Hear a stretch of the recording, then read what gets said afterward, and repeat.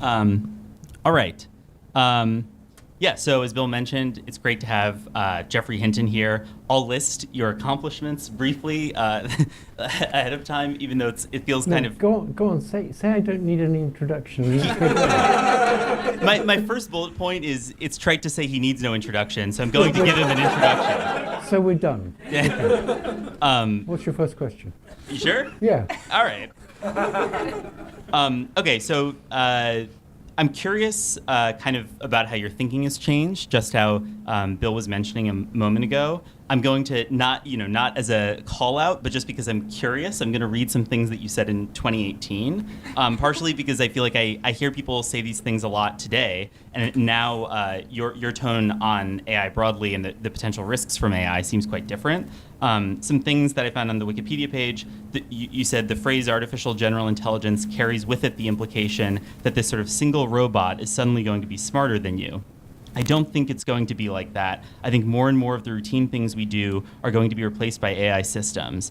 AI in the future is going to know a lot about what you're probably going to want it to do, but it's not going to replace you. This seems quite different from what I hear from you now, and so I'm curious if you could kind of walk us through the evolution in your thinking over the intervening 6 years. So back then, I thought it was going to be a long time before we had things smarter than us. I also thought that as we made things more like the brain, they would get smarter. And then my last couple of years at Google, I was trying to think of ways you could use analog hardware to reduce the energy requirements of training these large language models and serving the large models.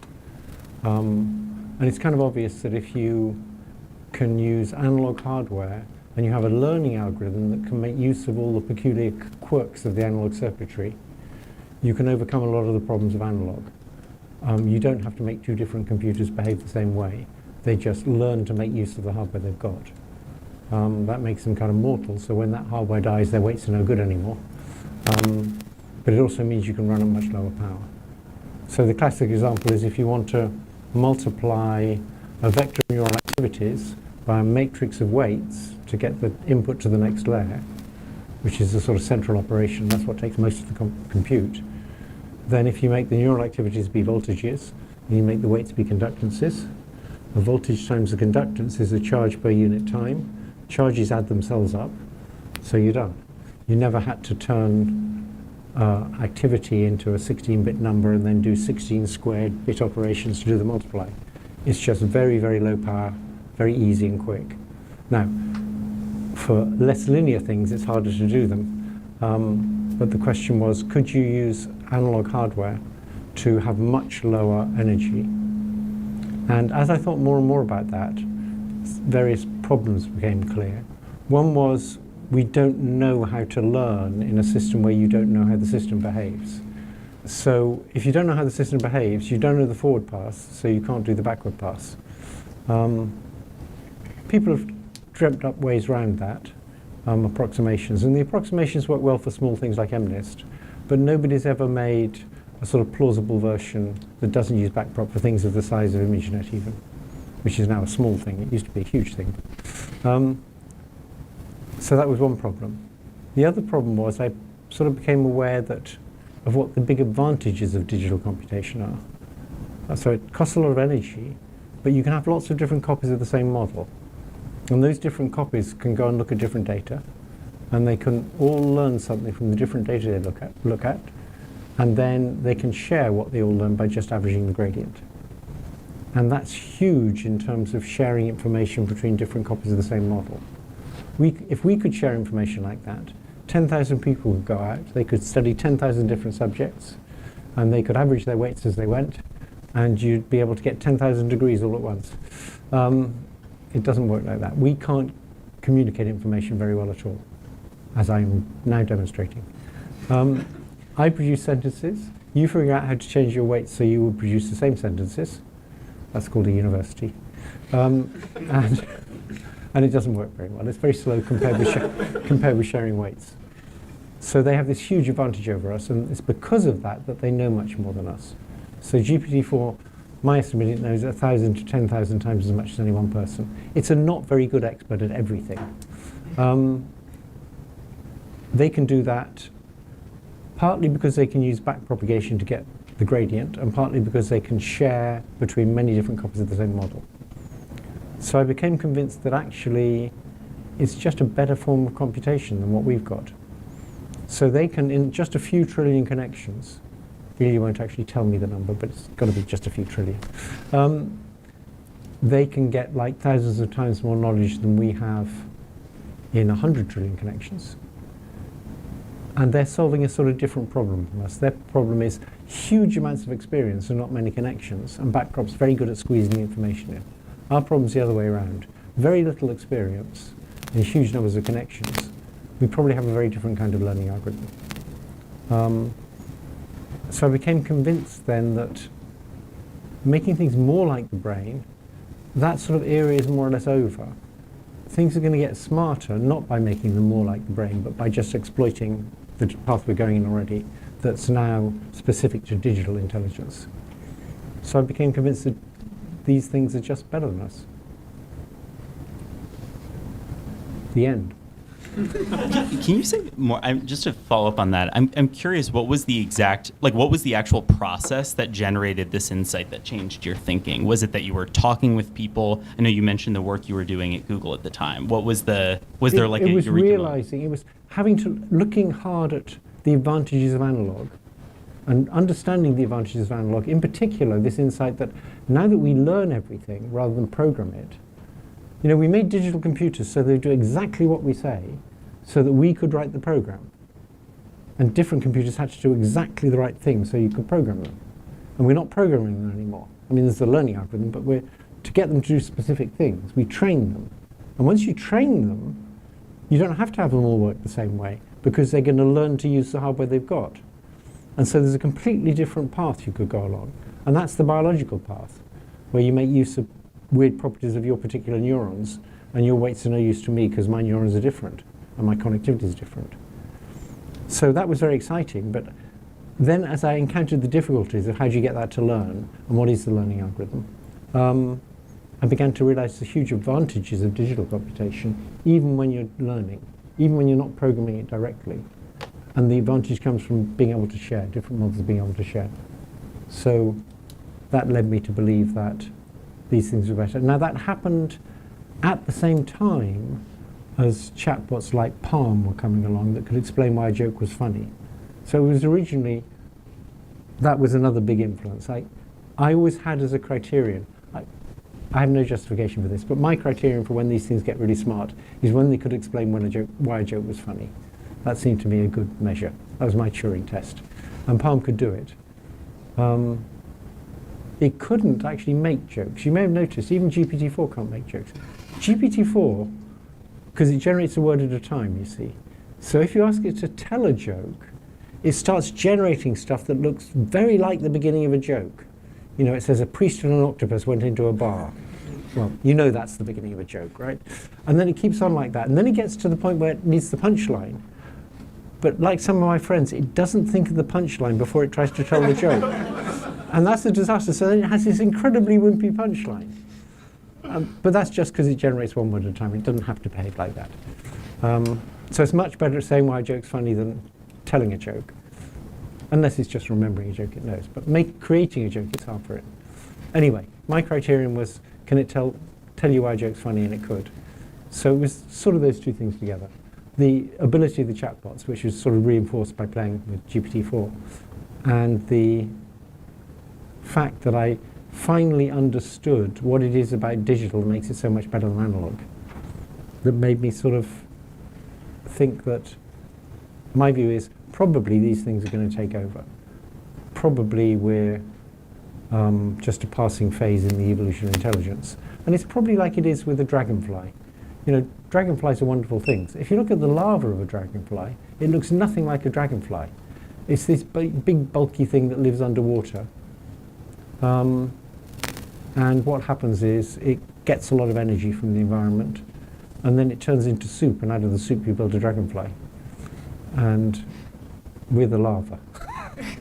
I'm curious also, since having that insight about the problem, has your view of the problem changed in the intervening year that you've been talking about this? It's changed a bit. I've learned a bit more about AI safety. So I wasn't particularly interested in AI safety before that. And I still don't know. Probably everybody here knows more about AI safety than I do. So I decided my role at the age of 76 was not to do original research on AI safety. It was just to counter the message that a bunch of stochastic parrots were putting out that nothing to worry about here. This is all just science fiction. And it seemed to me, no, it's far from science fiction. And one thing I could do is use my reputation to say, it's not actually science fiction. This is a real problem. And so that's what I see as my role, and that's what I've been doing. Got it. Should we go to audience questions?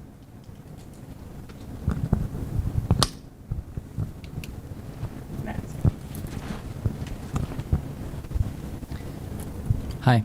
Hi. So my question is, what do you think about the prospects of using future generations of today's AIs to help us make AIs safe, to help do research, if we don't make any fundamental progress before then? So if we just make them smarter.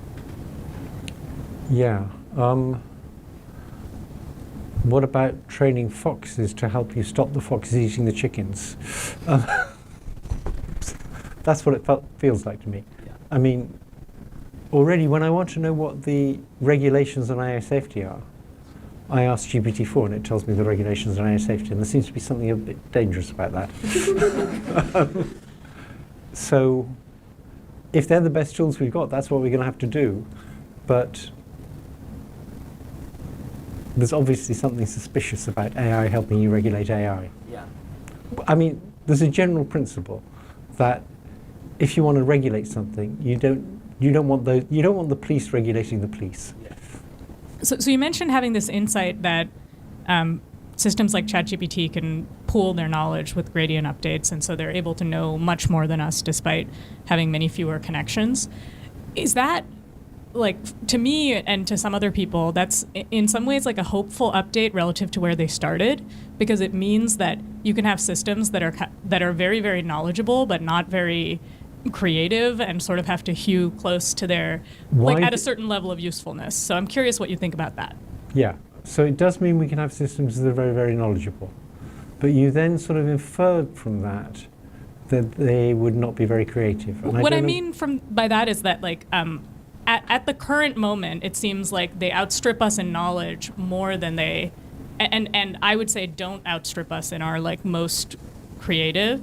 And at some point, they'll be better than us at both. But if that's the current balance, that could be hopeful for humanity in the sense that, like, you could be asking them for help, and they could provide that help with their infinite knowledge while not being as good at creatively trying to, like, evade our monitoring and countermeasures and things like that. I noticed you said very creative, because it's obvious they can be creative already. So if you take standard tests of creativity, you guys have probably read the literature and I haven't, but I read somewhere that if you take standard tests of creativity, they score at, like, the 90th percentile for people.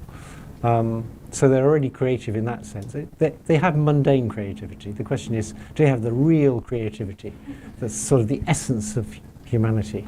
I don't see why not. And indeed, if you think about squeezing a lot of knowledge into a few connections, the only way you can do that is by noticing analogies between all sorts of different domains. So if you ask GPT-4, why is a compost heap like an atom bomb? It knows, and most people don't. So it's understood, and I don't think it understands at test time. I think it probably understood when it was learning. It knows about chain reactions. It knows about the hotter the compost heap gets, the faster it generates heat, and that's just like an atom bomb. It may have inferred that, in which case it's good at reasoning, but I think it actually, as it's learning, in order to squeeze sort of all human knowledge into not many connections, it is seeing similarities between different bits of human knowledge which no person's ever seen. So I think it's got the potential to be extremely creative. Thanks.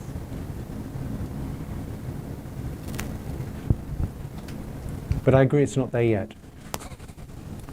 I'm curious if you're talking to someone who's pretty new to these issues and they ask, okay, yeah, I sort of see some of the abstract things you're saying, but concretely, how could this all go wrong? Like, what's the actual concrete mechanism via which, we would be harmed or whatever? I'm curious what you say to such a person. Okay, I start by saying, how many examples do you know of a less intelligent thing controlling a more intelligent thing? And I only know one example, which is a baby controlling a mother. And evolution put a huge amount of work into that. The mother just can't stand the sound of the baby crying, and there's all sorts of hormones involved in things. And this is a man talking about women, right? Sorry. But for motherhood, there are lots of hormones involved. It's the whole system has evolved like that. Almost always, more intelligent things control less intelligent things. So that's a starting point. It's just not plausible that something much more intelligent will be controlled by something much less intelligent, unless you can find a reason why it's very, very different. So then you start exploring the reasons why it's very, very different. One reason might be that it has no intentions of its own or desires of its own. But as soon as you start making it agentic, with the ability to create sub-goals, it does have things it wants to achieve. They may not seem as urgent as human intentions or something, but there's things it wants to achieve. So I don't think that'll block it.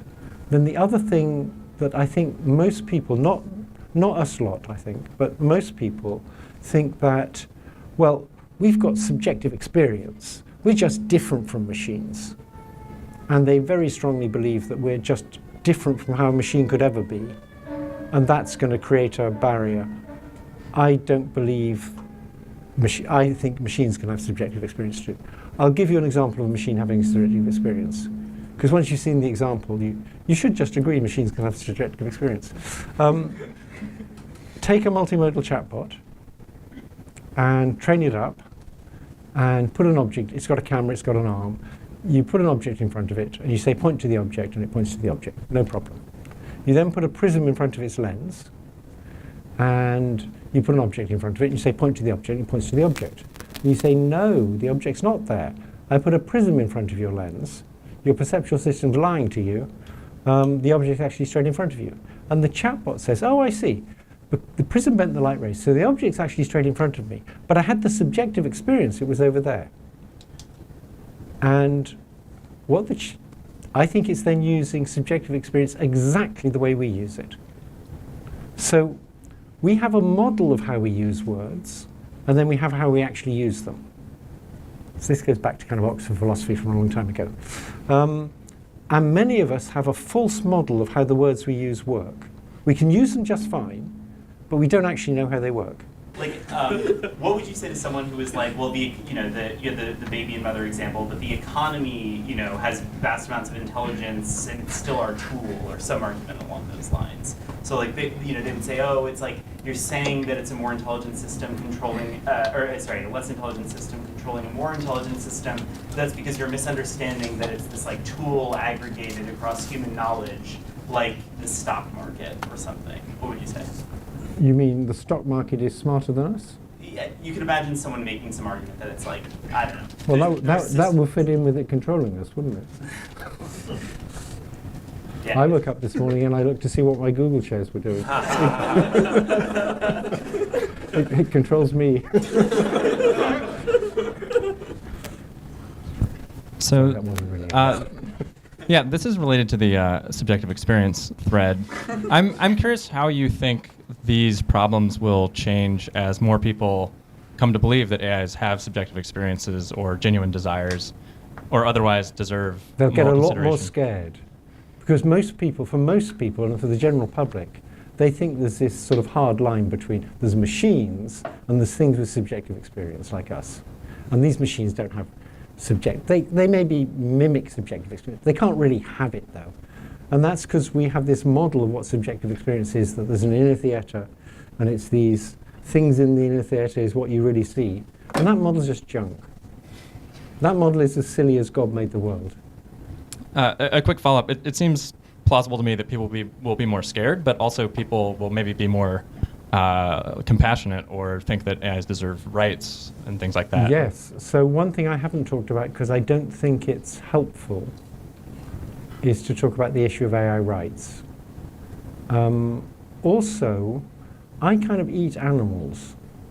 I get other people to kill them, but actually they would have killed them anyway, you know. But I eat animals because people are what's important to me. And I don't think, this is a tricky one, but suppose they were more intelligent than us, are you going to side with them or with people? It's not obvious to me, and it's not obvious to me that it's wrong to side with people if you think morality is species dependent. But I think it's an issue best avoided if you want to talk about the AI safety issue, because it now gets you into a whole bunch of other things, and you seem flakier and flakier.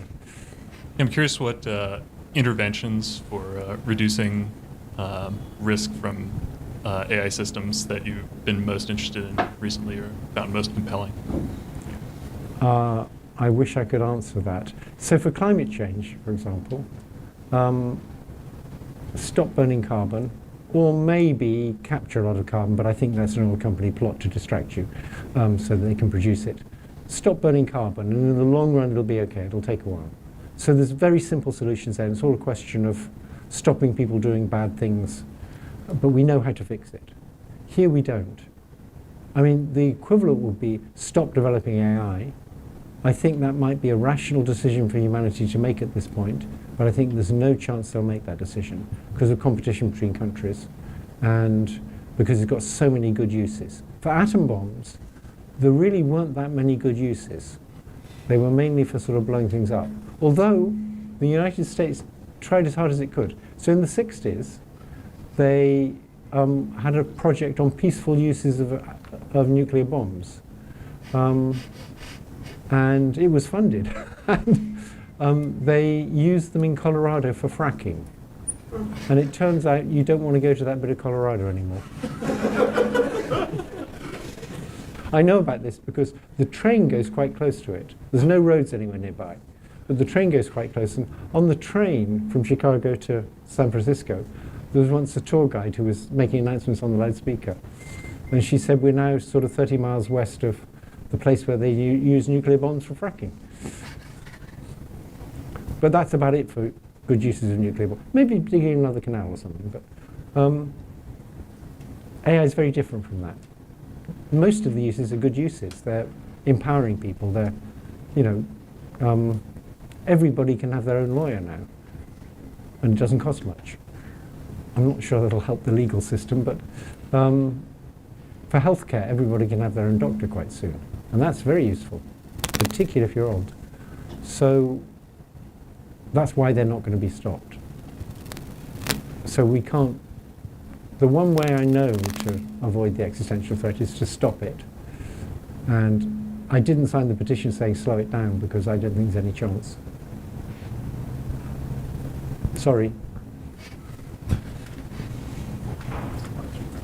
Now, I should say, that doesn't mean people shouldn't try. So I think the kind of thing Beth is doing is a good try, and it will slow them down for a bit. All right, great. So I just wanted to, I guess, push back a little bit on what you just said by asking the question. So I think that there's an unfortunate dynamic in the world right now where a lot of people have this sense of, yeah, probably we should slow down, but I didn't take any action because there's no hope of this. If everybody collectively was like, we should stop and slow down, I think it would happen. That everybody would be like, yeah, this is the rational Does everybody include the US Defense Department? I think if everyone did, Yeah, if it included the including Defense them, Departments, yep, yes. then it yes, wouldn't then happen. we could do it. Yeah, sure. right.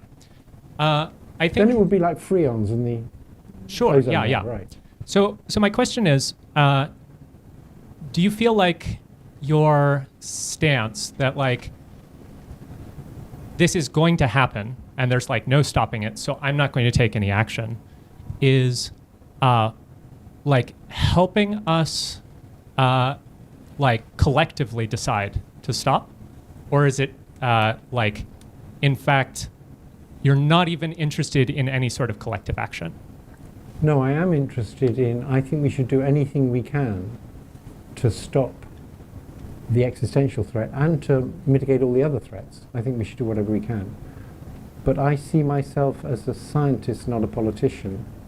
And so I see my role as just saying how I think things are. And in particular, what I want to do is convince doubters that there is an existential threat so that people take that seriously and try and do something about it, even though I'm fairly pessimistic about whether they'll be able to.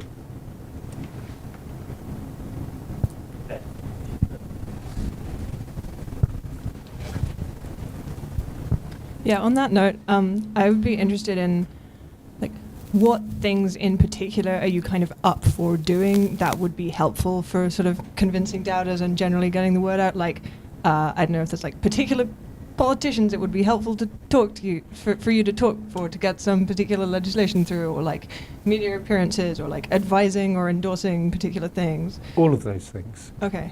So I mean, last year obviously I got involved in a lot of media appearances because I thought it would be helpful. Also because I like being on TV. Well, one thing I'm doing now, there's a documentary filmmaker trying to make documentaries about the history of AI, focusing on various people in the history of AI. Probably Jan, who's now crazy, but still my friend, and me and some other people. And documentaries can have quite a big effect. So if you're a billionaire, you could fund a documentary. So for climate change, Al Gore's thing had a significant effect, right? Be the David Attenborough of AI safety.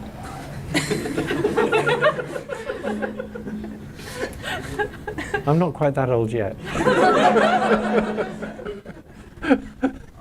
He's a hero of mine, so thank you. There we go. On that note, I was kind of curious, we talked a little bit earlier about some of the policy stuff going on, and I'm curious you see yourself as raising awareness around these problems and convincing doubters, but what role do you see for policymakers who are on board with that? Where would you want people to go? What types of things would you be hopeful for them to do if they are not as doubtful? I think they should have regulations with teeth. And I think they should have regulations that don't have a clause in that say, none of this applies to military uses. So look at the European regulations. And I haven't got my GPT-4 with me, so I can't tell you what the executive order says, but I bet you the executive order says it doesn't apply to military uses too. Yeah. As soon as you see the clause, it doesn't apply to military uses, you know they're not really serious. And they're happy to regulate the companies, but they don't want to regulate themselves. When you say teeth, what kind of teeth do you mean? So if, for example, you're trying to, I mean, if you were sensible enough to say open sourcing code is very different from giving out the weights, because if you open source the training code, you still need $1 billion to train a huge model. If you open source the weights, you don't get any of the normal advantages of open sourcing. You don't go in and look at the weights and say, oh, that one's wrong. So that's the advantage of open sourcing code, right? That doesn't happen. What you get is criminals can fine-tune it for phishing, which they obviously have done already because it went up 1,200% last year. So I think it'd be very nice saying it's illegal to open source to open weight models that are bigger than a certain size, and if you do, we're going to prosecute you. That's the regulation I'd like to see. I'm curious, just to follow up on that quickly. I know you said something in support of Scott Wiener's SB 1047. Are there other legislative efforts, you travel around a lot speaking publicly? Do you go to DC and tell people this, or where do you spend time? No, I don't actually travel around much because I have problems flying. But I don't. Yeah, you see, I'm old, and I wanted to retire. And as I left Google because I wanted to retire, not because I wanted to speak publicly. But I thought, this is an opportunity to speak publicly. So I thought, I'd just mention that these things are going to kill us all. And then I was kind of surprised that I was getting email every 2 minutes. But that wasn't really my intention. Maybe I wasn't very thoughtful. And I thought, well, it'll blow over and then I can retire. So that's still my intention. So people think I'm a sort of AI safety. I'm not an AI safety expert. I just don't believe that they're safe.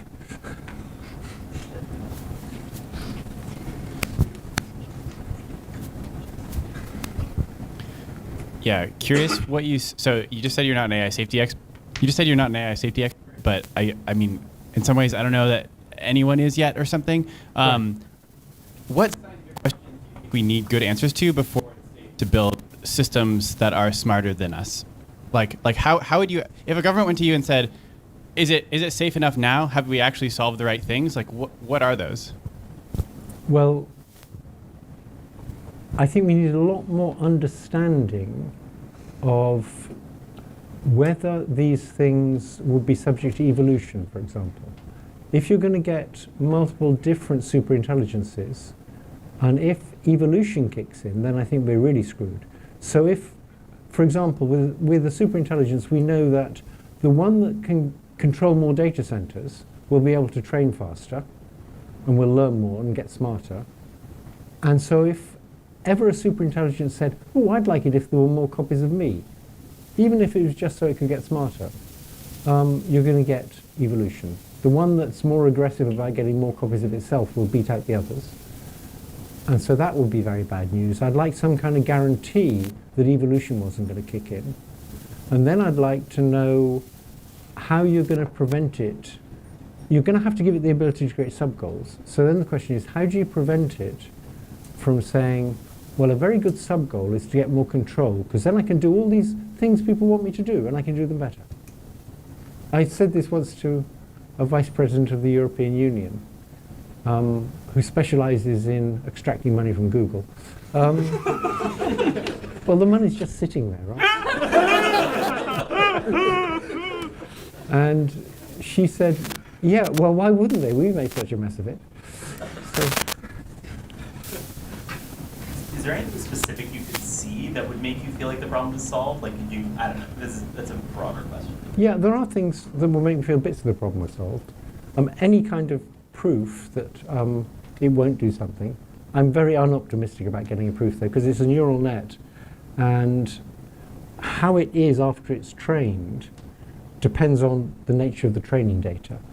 And so you can't just look at the architecture of the net and the training algorithm to figure how it is. You have to know lots about the training data to know what's going to happen. So if there was any kind of proof it was safe, that would be great, but I don't think we'll ever get that. If you could somehow understand a way in which it never had any ego. It never wanted to have more copies of itself. It was perfectly happy to be like a very intelligent executive assistant for a very dumb CEO. And it was perfectly happy in that role. That's what we want, right? So there is a good scenario here, which is we could all have executive assistants far smarter than us, and we could just lounge around telling jokes. But I can't see how you're going to get a proof that it's never going to want to take over. So I mean, how do you kind of think about concentration of power in that context? Or what would you do if someone came up to you and was like, oh, if you're against concentration of power, then like what about open source, or why are you opposed to open source? I'm opposed to open source. Yeah, it's a good point, because it tends to go against concentration of power. But it's now sharing the power with all the cyber criminals. That's the problem. So if you open source the weights, it's very easy to fine tune.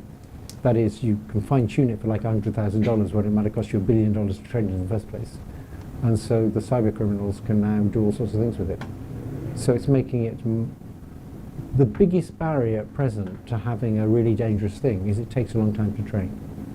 And it gets rid of that barrier. If it wasn't for that, I'd be in favor of open source on this issue.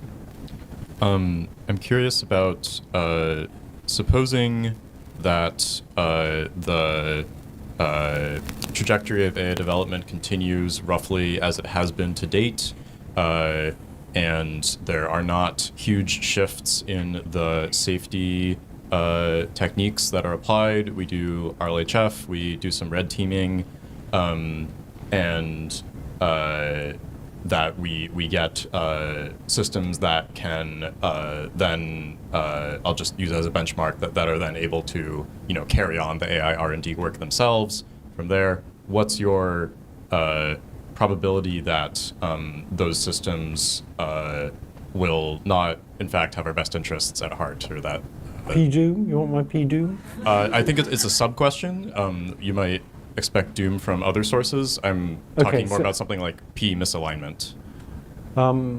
Pretty high. I think RLHF is a pile of crap. You design a huge piece of software that has gazillions of bugs in it, and then you say, what I'm going to do is I'm going to go through and try and block each and put a finger in each hole in the dike, and it's just no way. We know that's not how you design software. You design it so you have some kind of guarantees. So I think, suppose you have a car and it's all full of little holes and rusty, and you want to sell it. What you do is you do a paint job. That's what RLHF is. It's a paint job. It's not really fixing it. And because it's a paint job, it's very easy to undo. I think the amazing thing about it is, which surprised everybody, you don't need many examples to make the behavior look fairly different. But it's a paint job. And that's, if you've got a rusty old car, that's not the way to fix it with a paint job. So that is one belief I have that has some technical content, but not much.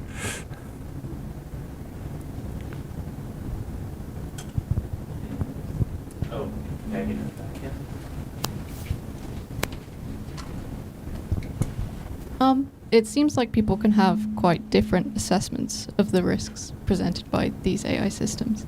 And I was wondering if you have views or feelings about what kind of knowledge or empirical data or demonstrations could be helpful for building consensus about the risks. Right.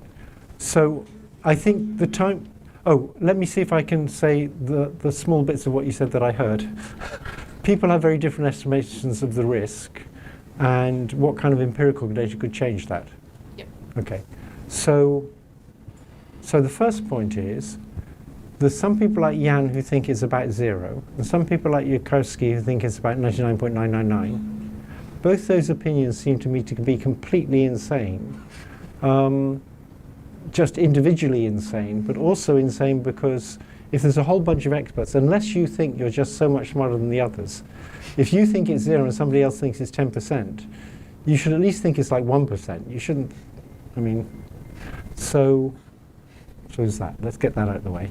I actually think the risk is more than 50% of the existential threat. But I don't say that because there's other people who think it's less. And I think a sort of plausible thing that takes into account the opinions of everybody I know is sort of 10 to 20%. Well, we stand a good chance of surviving it, but we'd better think very hard about how to do that. And I think what we will do eventually is, hopefully, before they get smarter than us, we'll get things with general intelligence that are not quite as good as us, and we'll be able to experiment on them and see what happens, see if they do try and take control, see if they do start evolving. Well, we're still able to control them, but only just.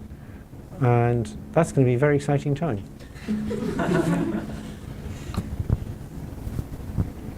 I have a question myself, quickly. I'm just curious, people, I think based on what you were saying up until this point in the conversation, could be surprised almost at the thing where you were like, oh, but Yukovsky 99.999. You were sounding pretty pessimistic yourself. Oh no, but I think that's crazy. So I'm curious where you would draw the contrast. Like if because you're saying a lot of things that people get wrong in the direction of not being worried enough. What would you say to a person who seems too worried? And I say it to myself. I tend to be slightly depressive, so I think we haven't got a clue, so 50% is a good number. But other people think we have got some clue, and so I moderate that to 10 to 20%.